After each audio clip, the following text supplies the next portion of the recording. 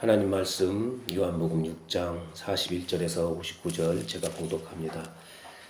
자기가 하늘에서 내려온 떡이라 하심으로 유대인들이 예수에 대하여 수군거려 이르되 이는 요셉의 아들 예수가 아니냐. 그 부모를 우리가 아는데 자기가 지금 어찌하여 하늘에서 내려왔다 하느냐. 예수께서 대답하여 이르시되 너희는 서로 수군거리지 말라. 나를 보내신 아버지께서 이끌지 아니하시면 아무도 내게 올 수 없으니 오는 그를 내가 마지막 날에 다시 살리리라. 선지자의 글에 그들이 다 하나님의 가르치심을 받으리라 기록되었은즉 아버지께 듣고 배운 사람마다 내게로 오느니라. 이는 아버지를 본 자가 있다는 것이 아니니라. 오직 하나님에게서 온 자만이 아버지를 보았느니라. 진실로 진실로 너희에게 이르노니 믿는 자는 생명을 가졌나니 내가 곧 생명의 떡이니라. 너희 조상들은 광야에서 만나를 먹었어도 죽었거니와 이는 하늘에서 내려오는 떡이니 사람으로 하여금 먹고 죽지 아니하게 하는 것이니라. 나는 하늘에서 내려온 살아있는 떡이니 사람이 이 떡을 먹으면 영생하리라. 내가 줄 떡은 곧 세상의 생명을 위한 내 살이니라 하시니라. 그러므로 유대인들이 서로 다투어 이르되 이 사람이 어찌 능히 자기 살을 우리에게 주어 먹게 하겠느냐. 예수께서 이르시되 내가 진실로 진실로 너희에게 이르노니 인자의 살을 먹지 아니하고 인자의 피를 마시지 아니하면 너희 속에 생명이 없느니라. 내 살을 먹고 내 피를 마시는 자는 영생을 가졌고 마지막 날에 내가 그를 다시 살리리니 내 살은 참된 양식이요 내 피는 참된 음료로다. 내 살을 먹고 내 피를 마시는 자는 내 안에 거하고 나도 그의 안에 거하나니 살아계신 아버지께서 나를 보내심에 내가 아버지께로 말미암아 사는 것 같이 나를 먹는 그 사람도 나로 말미암아 살리라. 이것은 하늘에서 내려온 떡이니 조상들이 먹고도 죽은 그것과 같지 아니하여 이 떡을 먹는 자는 영원히 살리라. 이 말씀은 예수께서 가버나움 회당에서 가르치실 때에 하셨느니라. 아멘. 기도합니다. 하나님 아버지 은혜 가운데에 오늘 말씀을 상고합니다. 예배 중이오니 아버지 홀로 모든 걸 주장하시고 우리들은 그 아래에 부복하게 하여 주시옵소서. 말씀 받고 세상을 알게 하시고 하나님을 알게 하시고 그 큰 은혜에 감사하게 하옵소서. 예수님 이름으로 기도합니다. 아멘. 계시록 할 때 말씀드렸죠. 초대교회 시대 때는 그리스도인들이 엄청난 박해를 당했다고 했어요. 오해도 많이 받고 박해도 당하고 일부러 그들이 꾸민 그러한 모함에 빠지기도 하고 어떤 일이 있었느냐면 그 가운데에 예수 믿는 이들, 그러니까 그들은 그리스도인이라고 부르기도 했지만 예수쟁이라고 하는 좀 폄하하는 말도 사용했다고 그래요. 우리 표현으로 하면. 그런데 그들이 어떠한 박해를 하느냐면 예수 믿는 자들은 식인종이라 이거예요. 왜 그렇게 되느냐면은 성찬식을 할 때 이것은 내 살이니 먹으라. 또 포도주를 마시면서 이것은 내 피니 너희가 마셔라. 이렇게 예배하고 그렇게 하니까 이 자들이 식인종이 맞구나. 사람의 인육을 먹는구나라고 오해를 했어요. 그 바람에 그들의 미행을 했던 속에 감시를 했던 자들이 그런 소문을 퍼뜨려서 예수 믿는 사람들을 잡아 죽이기도 하고 박해를 했던 것입니다. 그렇게 그것을 지금 우리가 이 시대에 과학이 발달한 시대에 그리고 훤히 아는 시대에 무슨 그러한 일이 있으리요라고 할 수도 있지만 예전에는 사람들이 참 무지했잖아요. 잘 알지 못하고. 그래서 천주교가 우리나라에 처음에 들어왔을 때 천주교 들어온 신부들을 서양 귀신이라고 부르기도 했어요. 그리고 예전에 저 어릴 때에 있었던 일인데 용접하는 일 알죠? 전기 용접이라고 소유에 이렇게 그 전기로 이어 때우는 거, 그 불빛이 굉장히 강합니다.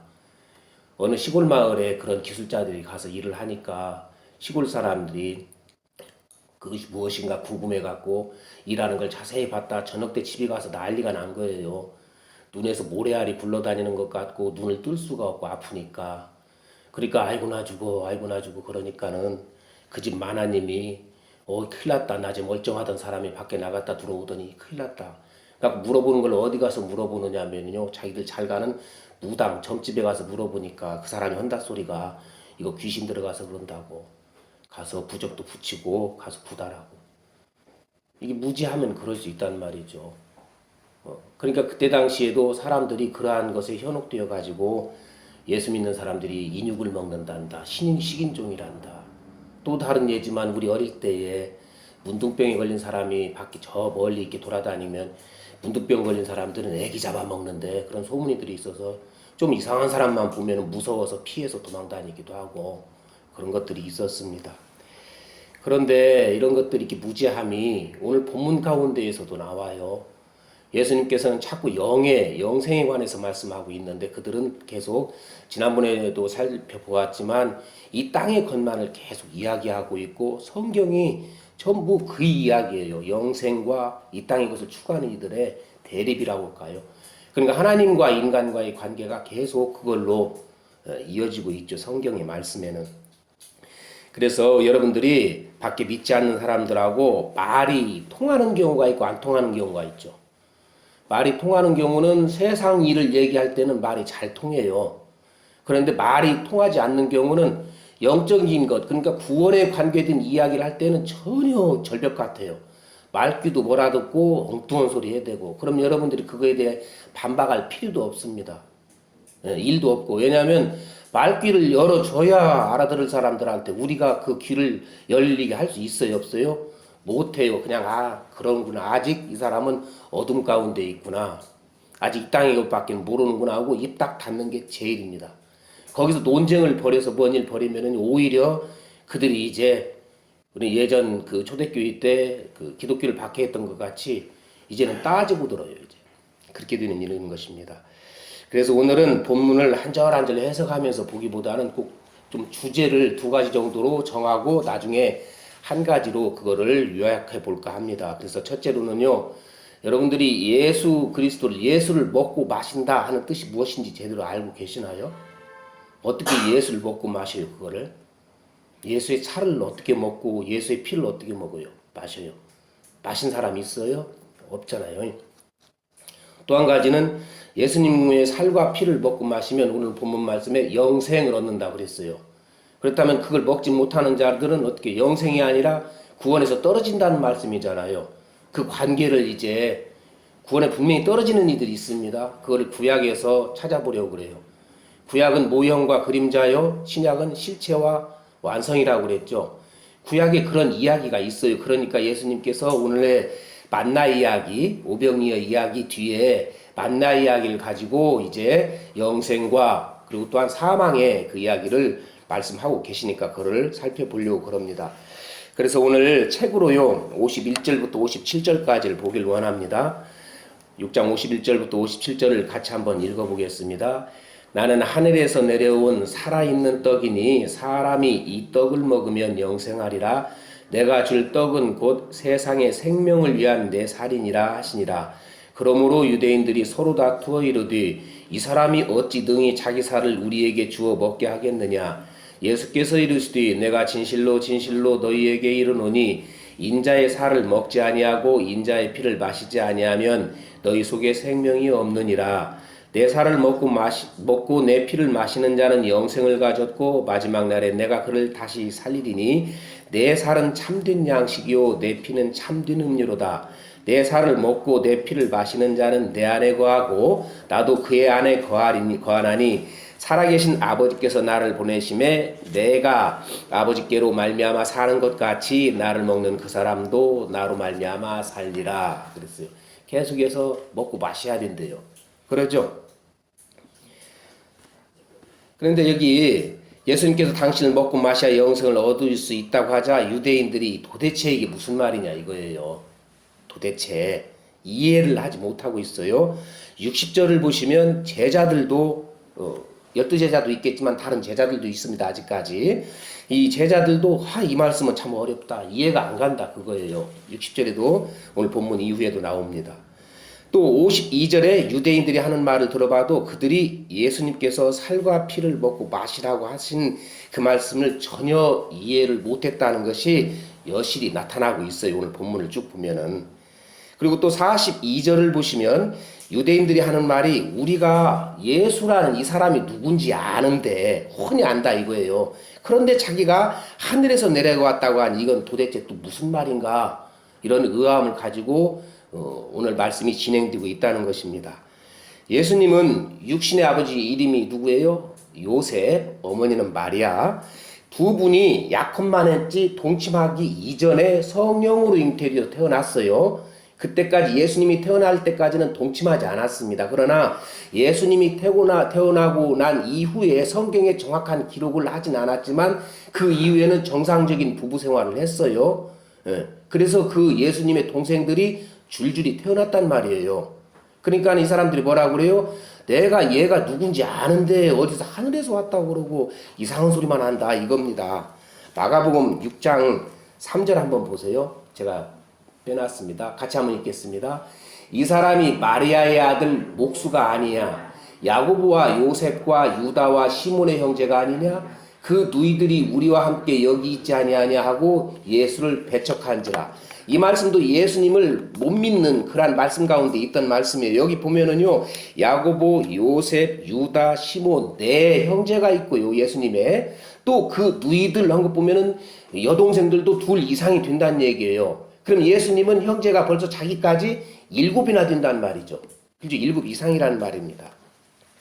그러니까 육신적으로는 예수님이 누구인지 잘 아는 유대인들은 예수님께서 말씀하시는 천국 이야기, 그러니까 영생 이야기는 못 알아들어요. 예수가 출신이 무엇이며 목수이며 누구의 아들이며 이런 건 줄줄줄 아는데 못 알아듣는단 말이에요. 그러니까 믿지 않는 사람들과 말이 안 통하는 것과 동일합니다.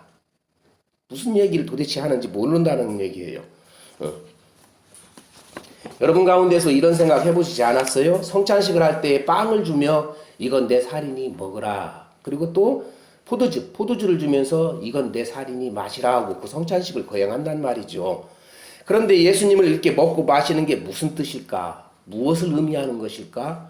먹고 마신다는 것이 그런 걸 생각해 보지 않았냐 하는 것이에요. 그래서 예수님의 살과 피에 대한 관한 말씀을 들은 유대인들이 처음에는 서로 수군거렸다고 그랬어요. 그 다음에는 어떻게 했냐면 수군거리는 정도를 지나서 다퉜다고 그래요. 서로 논쟁이 벌어진 것입니다. 이 이야기가 무슨 얘기냐 이거예요.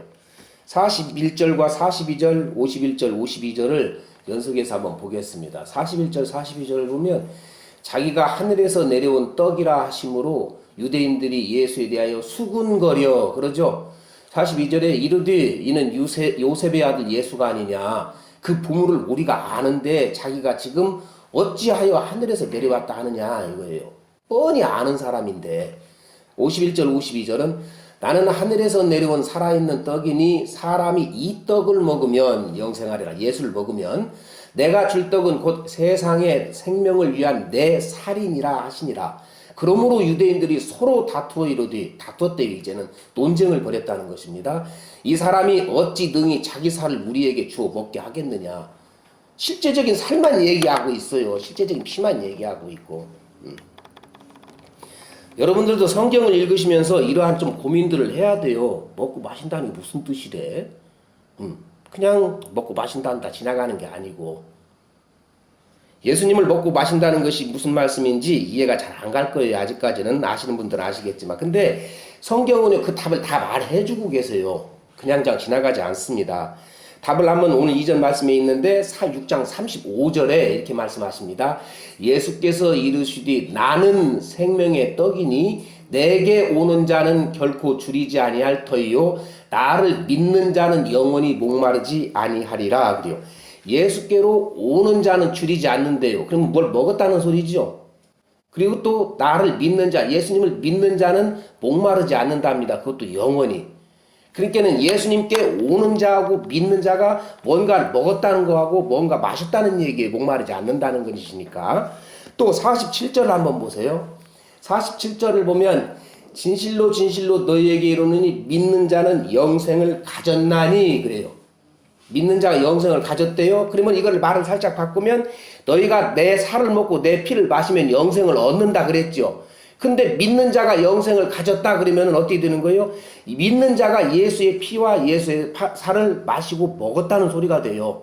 예, 이렇게 이 말씀들을 그러니까 종합해 보면 믿는 자가 그렇게 된다는 거 54절에 또 정확하게 말씀해 주고 계십니다. 같이 한번 읽겠습니다. 아랫부분.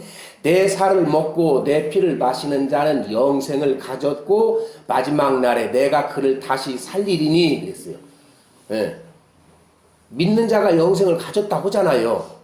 그리고 또 내 살을 먹고 내 피를 마시는 자는 영생을 가졌다고 그러고, 그러니까 예수 그리스도를 먹고 마시는 자는 예수 그리스도를 믿는 자하고 동일하다는 거예요.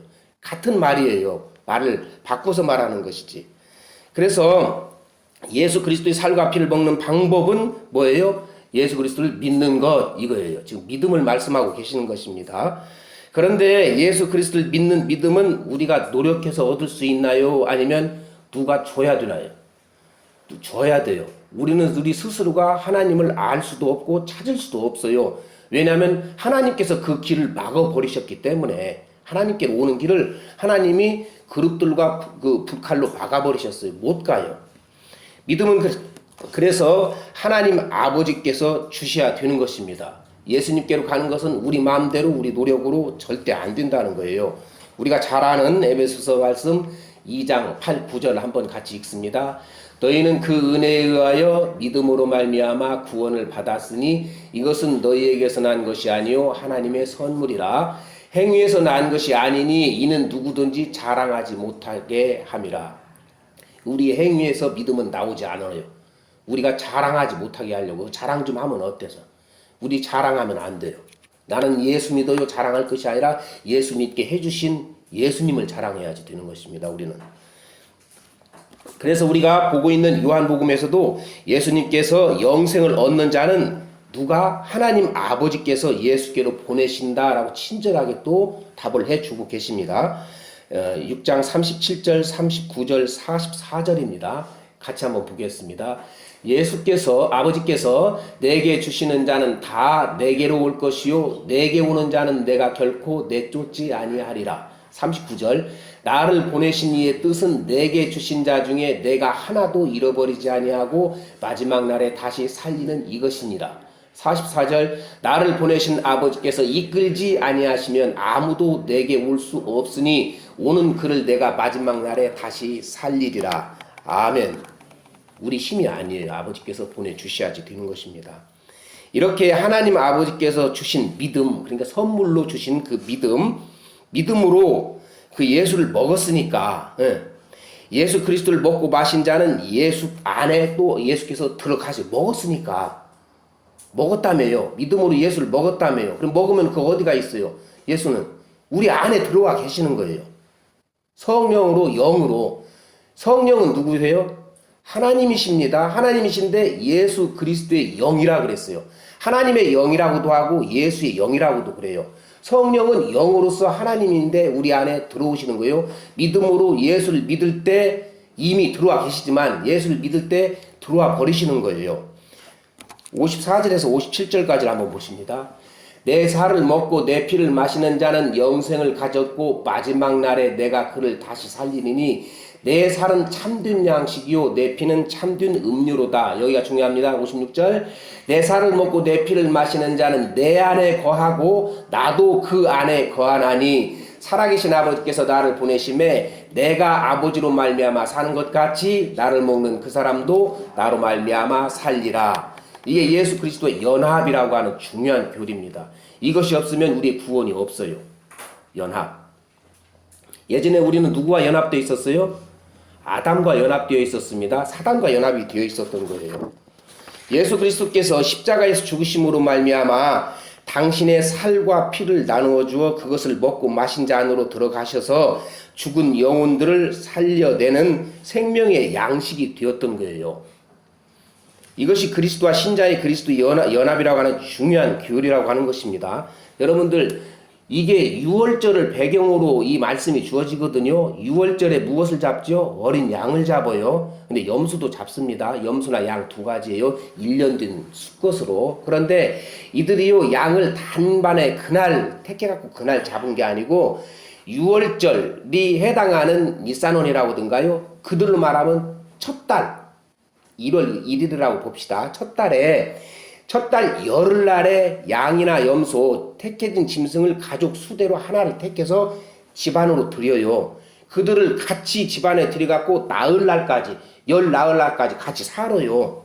양을 가지고 택해가지고. 그리고서 열 나흘 날 저녁 때 잡거든요. 해지면 잡거든요. 그리고 그 밤에 이 양을 먹어야지 돼요. 근데 다 먹어야지. 조금이라도 남기면 안 돼. 만약에 남기면 그 다음날은 싹 불태워서 없애야 돼요. 전부 다 먹어버려야 돼. 그러니까 양을 내 식구와 같이 들여다 놓고 그거를 같이 살다가 그걸 잡는다는 거예요. 좀 징그럽게도 생각이 되지만 그것이 예수님과 하나 되는 연합을 지금 말씀하고 있는 것입니다. 전부 다 먹어라. 하나도 남기지 말고.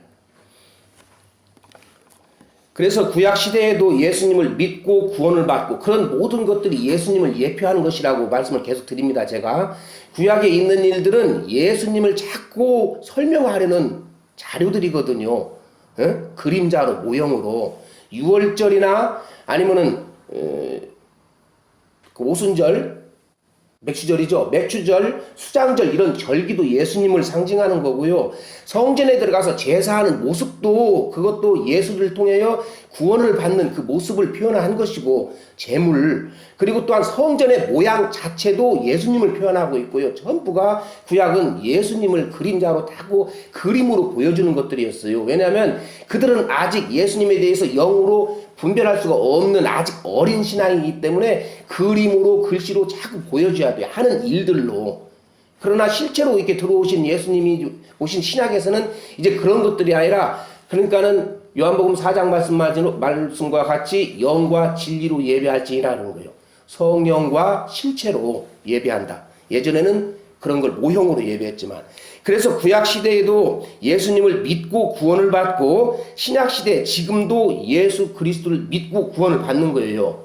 구약 시대 때는 율법을 지켜서 구원받는 거 아닙니다. 율법이 예수를 상징하는 거였어요. 그거를 지켜서가 아니라 그거를 지킴으로 인하여 예수를 알아가는 거죠. 그러죠? 그래서 구약 시대 때는 오실 예수님을 믿고 구원을 받고 신약 시대에는 오신 예수님, 다시 오실 예수님을 믿고 구원을 받게 되는 것입니다. 구약이나 신약이나 신자가 단독으로 사람 혼자서는 절대 구원에 이를 수 없어요. 언제나 구원은 예수 그리스도를 믿음으로 예수님과 연합이 되어 구원을 받게 되는 것입니다. 그것도 하나님께서 창세전에 택한 자만 아무나가 아니고 그리고 또한 그것을 요한복음에서는 뭐라고 말씀하시냐면 하나님께서 보내신 자 이렇게 되는 거예요. 아버지께서 내게로 보내신 자 이렇게 표현이 되는 것입니다. 여러분 성경은 그러니까 구약과 신약으로 나뉘어지지만 한 권의 책이에요. 한 저자가 여러 명의 기록자를 두어 한 그 권으로 기록한 책이지 따로따로가 아닙니다. 그래서 구약은 예수 그리스도를 그림자와 모형으로 설명하고 있고 신약은 실체이며 성취라는 것을 보여주고 계신 거예요. 구약 없이 신약 없고 신약 없이 구약 없습니다. 그래서 구약 성경은 전부가 오실 예수님에 관한 말씀이에요. 예수님께서 직접 요한복음 5장 39절에 정확하게 말씀하셨어요. 너희가 이 성경에서 영생을 얻는 줄 알고 이 성경을 연구하니거니와 이 성경이 곧 내게 대하여 증거하는 것이니라 라고 하셨던 거예요. 그래서 출애굽을 한 이스라엘 백성들이 아무것도 없는 광야, 사막과 같은 곳에서 40년간이나 하나님의 은혜로 만나를 먹고 반석에서 나오는 물을 마신 것도 오직 하나님의 은혜로 예수 그리스도를 말미암아 구원을 받아 영생을 누리게 될 것이라는 구원을 설명하는 말씀이었던 것이죠. 오병이어의 기적의 모습이 광야에서 그 만나를 먹는 그 모습을 그냥 그대로 표현하고 있습니다. 마태복음에서는 그게 잘 나오고 있어요. 그래서 하나님께서 이러한 은혜를 알게 하시려고 이스라엘 백성에게 만나를 주시겠다는 말씀을 하시면서 한 가지 단서를 달아요. 두 가지지만 뭐냐면 날마다 주니까 날마다 줄 테니까 남겨놓지 말아라 그래요. 오늘 먹을 건 오늘 아침에 줄 테니까 내일까지 남겨두지 말아라. 근데 남겨뒀더니 어떻게 돼요? 썩어버려요. 그리고 그렇다면은 그들은 안식일날 그 일을 하면 안 돼요. 그러니까는 우리식으로 따지면 월요일날서부터 토요일날까지는 쭉 아침에 주었어요. 그럼 주일날 아침에 가면 있어요? 없어요? 없어요. 그러면 토요일날 이틀치를 주어. 그리고 다음날까지 남겨둬도 이게 썩어요? 안 썩어요? 안 썩어요. 안 썩어요. 하나님께 약속하신 거예요. 만나는 토요일날은 내가 이틀치 줄게 그랬어요. 이것은 앞에서 말씀드렸듯이 생명은 그러니까 오직 하나님의 은혜를 말미암는다는 것을 알게 하려는 것이었어요. 생명은. 그런데 이런 하나님의 은혜를 믿지 못하던 이들이 있었습니다. 그래서 아까 방금 설명드린 것을 직접 말씀으로 보여드리려고 그래요. 출애굽기 16장 19, 20절의 말씀입니다. 같이 읽겠습니다. 모세가 그들에게 이르기를 아무든지 아침까지 그것을 남겨두지 말라 하였으나 그들이 모세에게 순종하지 아니하고 더러는 아침까지 두었더니 벌레가 생기고 냄새가 난지라 모세가 그들에게 노하니라. 못 먹어요. 다음날까지 남겨놨더니. 또 출애굽기 16장 26절에서 27절 같이 보십니다. 엿새 동안은 너희가 그것을 거두고 일곱째 날은 안식일인즉 그날에는 없으리라 하였으나 일곱째 날에 백성 중 어떤 사람들이 거두러 나갔다 얻지 못하니라. 안식일날 그러니까 주일날 아침에 만나 거두러 갔더니 있어요 없어요? 없어요. 토요일날 이틀치 준다고 했거든. 왜 이런 일이 벌어질까? 왜 이런 일이? 하나님을 믿지 못하는 거예요. 이스라엘 백성의 하루하루를 온전히 하나님께서 주시는 은혜로 살아가게 되는 것이라는 것을 알게 하시려고 만나를 허락하신 것입니다. 그런데 그런 하나님을 안 믿어요. 못 믿는 것입니다. 여러분 생각해 보세요. 아이고 왜 그런 걸 못 믿을까 생각하는데 여러분들 지금 여러분들이 신앙생활하는 것하고 구약 백성들하고 딱 비교해 보면은요 우리가 오히려 더 못할 수 있어요. 구약 백성들이 지금 이 만나를 받은 곳이 어디죠? 사막이에요. 광야 아무것도 없어요. 물도 없지 먹을 것도 없지 나무 그늘도 없지. 그런 데에서 딱 그 하루치만 주는 거예요. 만약에 하나님이 혹시 실수를 해가지고 다음날 이거 안 주면 어떻게 돼? 꼼짝없이 하루 굶는 거예요. 그러니까 이 사람들 욕심이 들어간 사람이 그날 아침에 가서 정신없이 더 많이 갖고 오는 거예요. 혹시 모르니까 하나님 실수할지도 모르니까 이거 우리가 챙겨놔야 된다. 근데 그것이 영락없이 다음날 가면 어떻게 해요? 썩어버려 벌레 생기고. 하나님 안 믿은 겁니다. 여러분들하고 저도 마찬가지지만 생각 잘 하시면서 이 말씀을 비교하면서 들어야지 돼요. 그리고 또 이것이 요한복음 6장에서는 뭐라고 하냐면 썩을 양식을 위한 일 이렇게 되는 거예요.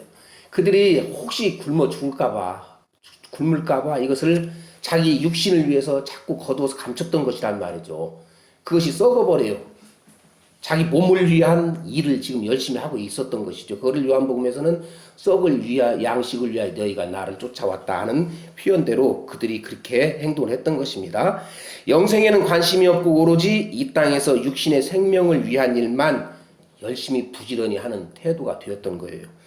이러한 행동이 하나님의 심판으로 이뤄진 일이 있어요. 그것은 민수기에 나오는 말씀인데 안식일에 어떤 사람이 나무를 해와요. 안식일에 나무를 해왔는데 그 사람을 뭐라고 그래요? 죽여라 그래요. 안식일에 나무 좀 했다고. 우리 식으로 따지면 주일날. 한번 봅시다. 민수기 15장 32절 36절인데 안식일 나무를 했다고 이 사람을 어떻게 좀 할까요? 하나님께 여쭈었을 때 이러한 말씀이 나와요. 민수기 15장 32, 36절 같이 봅니다. 이스라엘 자손이 광야에 거류할 때에 안식일에 어떤 사람이 나무하는 것을 발견한지라 그 나무하는 자를 발견한 그들이 그를 모세와 아론과 온 회중 앞으로 끌어왔으나 어떻게 처치하는지 지시하심을 받지 못한 고로 가두었더니 여호와께서 모세에게 이르시되 그 사람을 반드시 죽일지니 온 회중이 진영 밖에서 돌로 그를 칠지니라. 온 회중이 곧 그를 진영 밖으로 끌어내고 돌로 그를 쳐 죽여서 여호와께서 모세에게 명령하신 대로 하니라 그랬어요. 민수기에서 안식일에 나무를 했다고 돌을 맞아 죽은 사람은 땔감을 준비한 거예요. 여기서 위에 말씀이 그냥 나무 하면 어떤 목재 이런 게 아닙니다. 이 32절에 어떤 사람이 나무 하는 것을 발견한지라 하는 것 이것이 무슨 말이냐면 그루터기를 모으다 그렇게 돼요. 나무 그루터기. 그러니까 이건 뭐냐면 땔감 준비한 거예요. 땔감을 언제 써요? 따뜻하게 그 군불 지필 때도 쓸 것이고 아니면 음식 해 먹을 때도 쓸 것이고 집 지려고는 나무를 준비하지 않았어요. 왜냐하면 그들은 천막을 치고 광야에서 계속 40년간이나 살았으니까. 그러니까 이렇게 이 사람이 땔감을 준비한 것은 뭐예요? 광야는 얼어 죽을 정도로 밤에는 춥고요. 낮에는 머리가 벗겨질 정도로 뜨거워요. 그러니까 밤에 이 사람이 군불 지피려고 아니면 음식 해 먹으려고 준비한 거예요. 그런데 여러분들 말씀에서 아시다시피 하나님 아버지께서 영으로서 구름 기둥과 불 기둥으로 40년간이나 그들을 떠났어요, 안 떠났어요? 안 떠나셨어요. 광야에서 밤에는 불 기둥으로 따뜻하게, 낮에는 구름 기둥으로 그렇게 보호를 하셨단 말이에요. 그러면 이 사람이 땔감 준비한 거는 뭐예요? 하나님 안 믿은 거예요. 내일은 내가 챙겨야지. 혹시 불기둥 하루라도 사라지면 얼어 죽지. 그렇게 됐던 것입니다.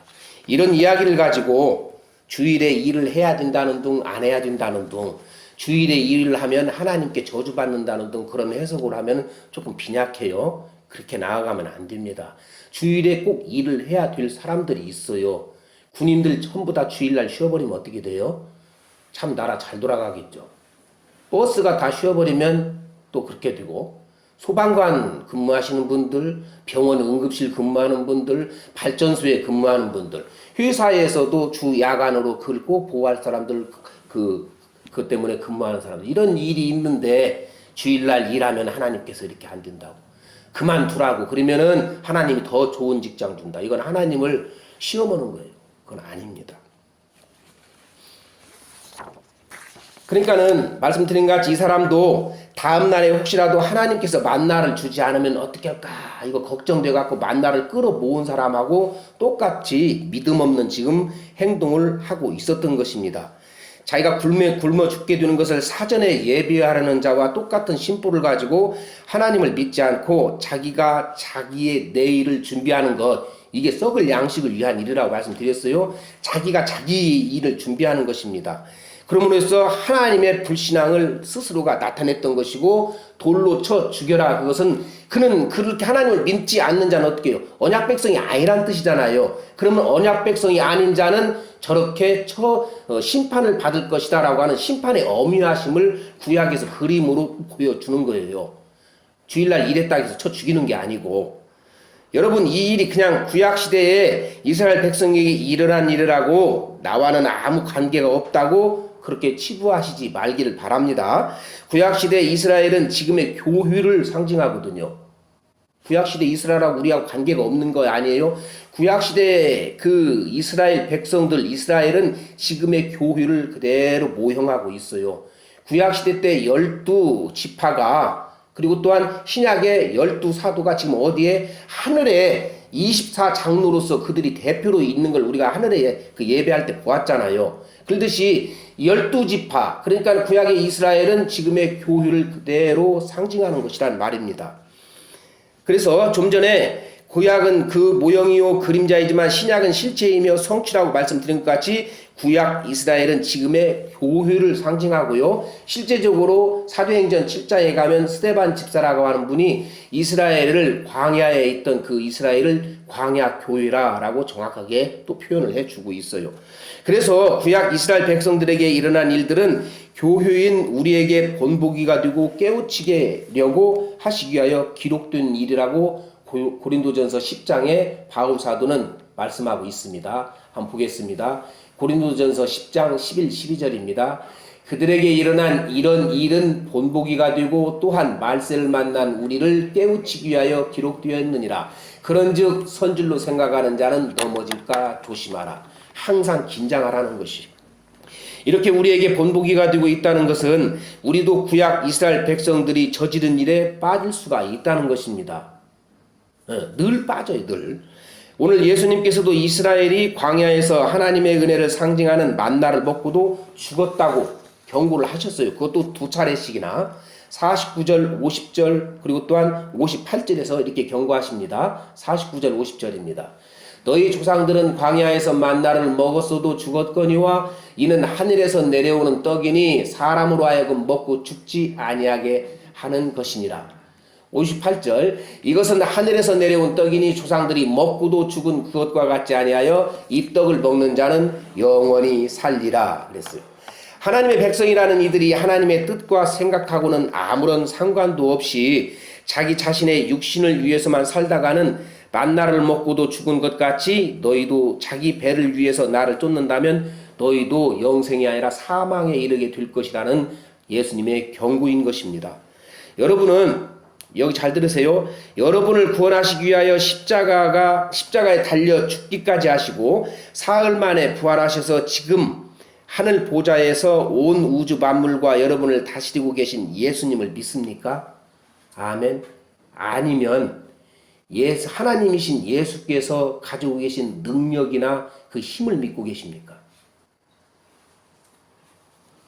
만약에 신자라고 하면서 예수께서 가지고 계신 능력을 믿고 있다면, 그 힘을 믿고 있다면 예수 믿어 이 땅에서 복을 누리는 그러한 그 복을 받아내려는 것을 지금 생각으로 가지고 계신 거예요.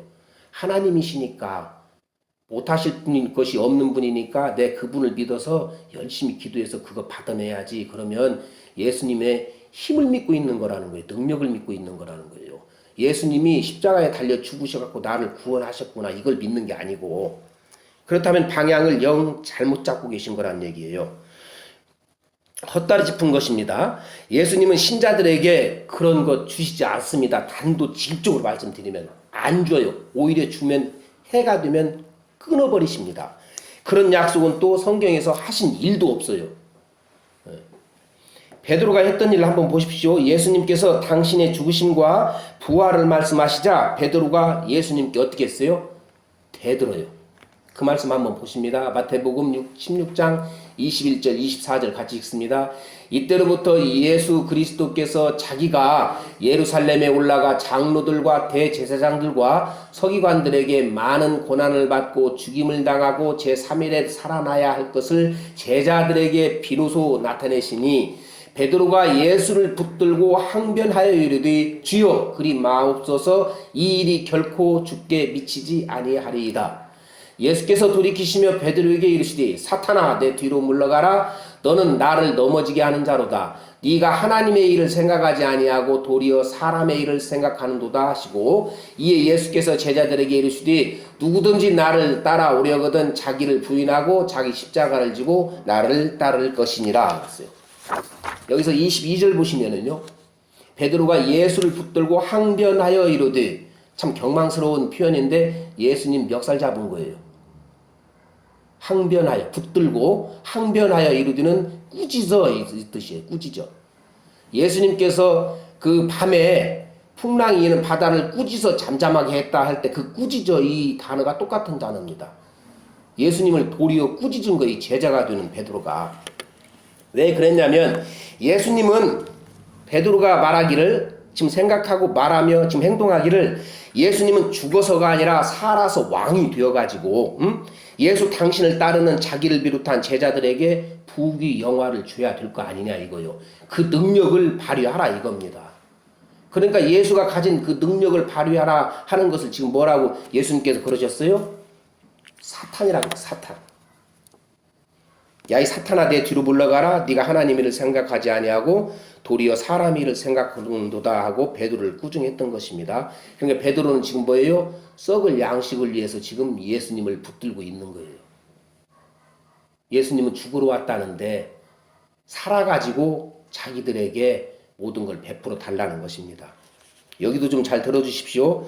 여러분, 복음이라는 것은 내 죄를 대신하여 죽으시고 부활하신 예수 그리스도를 믿고 영생을 얻는 것이지, 내가 정해놓은, 그러니까 신자라고 하면서 사람 자기가 정해놓은 인생의 길라잡이가 되어달라고, 그리고 또 내가 정해놓은 목적지에 남들보다 더 빠르고 더 높이 이르도록 인도하여 달라고 예수님을 믿는 게 아니란 얘기예요. 그래서 같은 교우들이라고 할지라도 누가 더 교회에 충성하고 누가 더 일을 많이 하고 누가 더 기도 많이 하느냐에 따라서 예수님께 받은 복이 크다고 여긴다면 그는요, 예수님의 은혜를, 구원의 은혜를 구하는 것이 아니라 뭘 구하고 있어요? 능력을 지금 구하고 있는 거예요. 그 힘을 가지고 나를 도와서 내가 지금 세워놓은 목표나 목적지나 이곳에 다른 교우들보다 훨씬 빨리 도착해서 능력을 좀 나에게 보여달라는 것이죠. 하나님께서는 여러분들이 신자가 맞는다면 여러분들이 원하는 곳으로 인도하시지 않습니다. 내가 원하는 길, 내가 원하는 목적지는 타락한 죄의 본성으로 말미암아 내 유익을 위해 소원하고 바라는 길이지 하나님을 영광을 위한 길이 아니에요. 우리는 여러분 마음속으로 좀 생각을 해보십시오. 잠잠히. 여러분이 하고자 하는 일이 하나님을 위하는 일이 많아요? 아니면 나를 위하는 일이 많습니까? 여러분이 기도하는 제목이 얼마나 하나님의 영광을 위하여 기도하고 있던가요?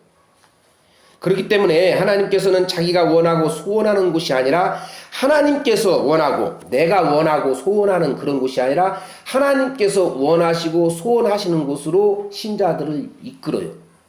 돌려 세우셔서라도 그런 바라시는 곳으로 우리를 인도하십니다. 이게 왜냐하면 가장 선한 길이고 가장 좋은 길이기 때문에 구원 그 길이 가장 선한 것이기 때문에 그래서 베드로를 꾸중하셨던 예수님께서 24절과 25절에 같은 말씀을 하신 거예요. 24절 25절 보면 이에 예수께서 제자들에게 이르시되 누구든지 나를 따라오려거든 자기를 부인하고 자기 십자가를 지고 나를 따를 것이니라.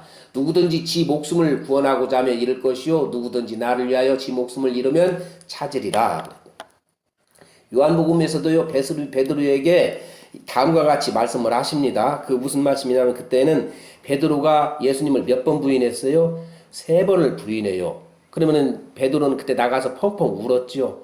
마음은 원인데 안 된다는 거예요. 그 울었다는 것은 참 마음은 나는 진짜 부인하고 싶지 않았는데 어떻게 보니 내가 이렇게 부인했구나 하고 펑펑 울었는데 그러면은 그 망신 중에 망신이죠. 그런 베드로를 다시 회복시키는 그 말씀 가운데 이 말씀을 하십니다. 여기 잘 보십시오.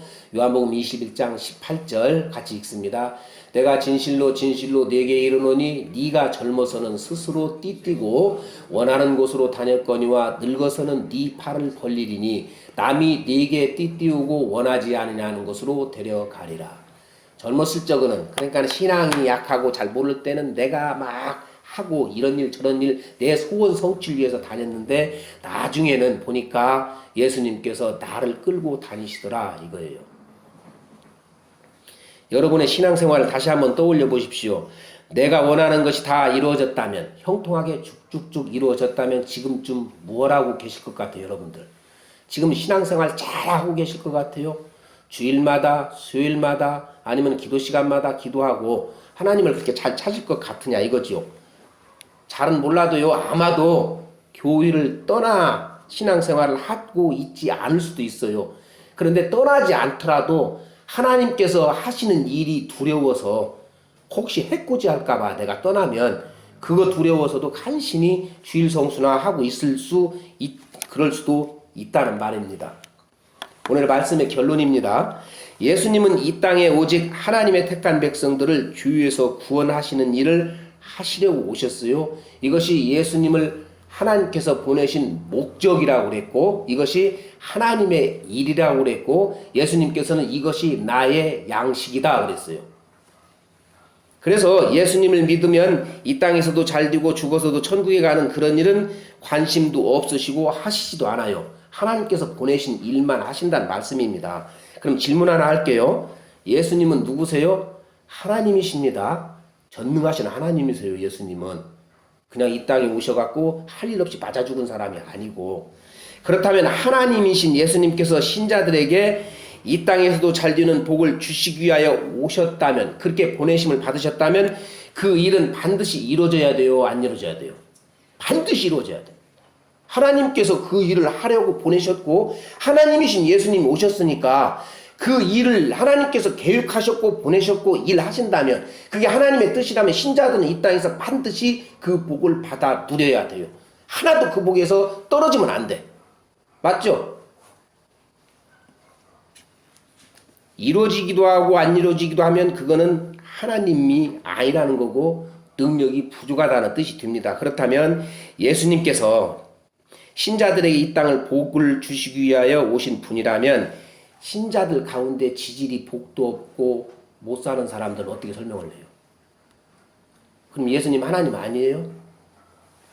뒤집어서는 생각 안 해요. 내가 능력으로 하나님의 무슨 수를 써갖고 그걸 받아내려고는 생각을 하고 안 되는 사람에 대해서는 생각지도 않고요. 그 사람들에 대해서 오히려 폄하를 합니다.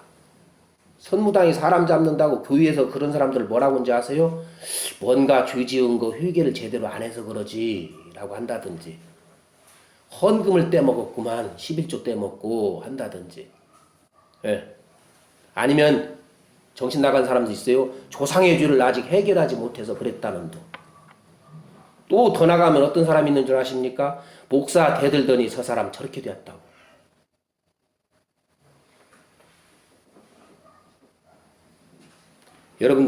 여러분들 예수님은 하나님의 아버지의 뜻에 따라 택한 백성들을 위해 십자가에 못 박혀 죽으시기에 오셨지 교인들의 형통함을 위해서 오신 분이 아닙니다.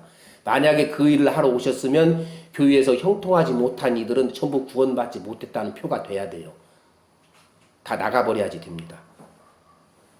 그래서 예수 그리스도를 믿고 예수 그리스도를 먹고 마시는 믿음으로 영생을 얻는 구원 이외에 육신의 형통함과 같은 다른 구원, 다른 복은 없습니다. 다만 하나님께서 보내신 이 땅에 보내신 역할이 있고 분량분복이 있고요. 그리고 또한 그 이 땅의 것은요, 예수님께서도 말씀하셨듯이 육으로 심은 건 육으로 거둔다 하셨잖아요. 열심히 노력하고 일해서 그 돈 벌려야 되는 거예요. 기도해가지고 그걸 받아낸다는 것은요, 이거는 설교 본문에 지금 없는 말씀인데 들어보십시오. 기도해서 내가 원하는 것을 그대로 받아내겠다는 심보는 무슨 심보냐면 다른 사람의 호주머니에 있는 것 내 것으로 뺏어주세요. 그 심보예요. 이 세상에 물질은 돌고 도는 거예요. 한쪽이 많아지면 한쪽이 줄어들게 되어 있습니다. 참 표현이 어색하지만 한 방에 3명이 앉아서 고스톱을 친다고 보면 그 판도는 어디 빠져 나가지 않는 이상은 셋 중에 하나가 땄으면 하나는 잃게 되어 있어요. 하나는 본전했다면 그러죠. 그러면 이 세상에 물질이 돌고 도는 그 물질이 한계가 있는 가운데에서 내가 하나님께 기도해서 그 물질, 다른 사람이 가진 물질을 내게로 주세요라고 하는 기도는요, 다른 사람 거 뺏어서 나를 주세요 하는 기도란 말이에요. 이거 말도 안 되는 소리란 말이에요. 예수님께서 세상에 썩을 양식이 되어달라는 베드로를 꾸짖었던 예수님께 세상에 썩을 양식을 달라는 것을 베드로를 꾸짖어 버렸죠. 그런 베드로와 제자들에게 하신 말씀을 오늘은 함께 읽으면서 설교를 마무리 지으려고 합니다. 마태복음 16장 25절 27절입니다. 같이 한번 읽겠습니다. 누구든지 제 목숨을 구원하고자 하면 잃을 것이요 누구든지 나를 위하여 제 목숨을 잃으면 찾으리라. 사람이 만일 온 천하를 얻고도 제 목숨을 잃으면 무엇이 유익하리요? 사람이 무엇을 주고 지 목숨과 바꾸겠느냐? 인자가 아버지의 영광으로 그 천사들과 함께 오리니 그때에 각 사람이 행한 대로 갚으리라. 아멘. 기도하겠습니다.